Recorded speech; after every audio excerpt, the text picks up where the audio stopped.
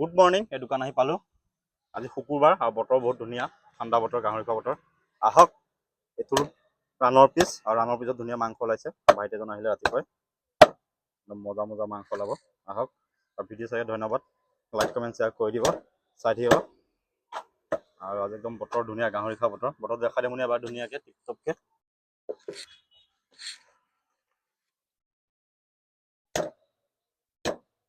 একদম ঠাণ্ডা, আজি ঠাণ্ডা পৰিছে। আকৌ গৰম আহিছিল, আকৌ আজি পৰা ঠাণ্ডা অকণমান।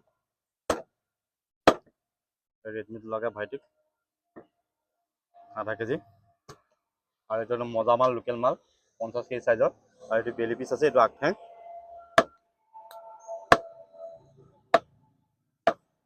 হ'বনে পিচ? একদম ধুনীয়া মাংস আহিছে। আহক আপোনালোক, আৰু ভিডিঅ' চাই ধন্যবাদ। চাই দিব, লাইক কমেণ্ট শ্বেয়াৰ কৰি দিব। আৰু সময় উলিয়াই যদি পাৰে ইউটিউবত লিংকো দিয়া আছে, চাই পেলাই ছাবস্ক্ৰাইব কৰি দিব ইউটিউবত। অকণ আগবাঢ়ি যোৱাত সহায় কৰক। আপোনালোকৰ ভিডিঅ'টো চাই থাকিব আৰু ভাল লাগে। আৰু গাহৰি এটা জনপ্ৰিয় খাদ্য হৈ পৰিছে অসমত, সকলো মানুহে খাবলৈ লৈছে। একদম মজা মজা ৰেডমিট ৰেডমিটৰ পিচ চাওক। আহক।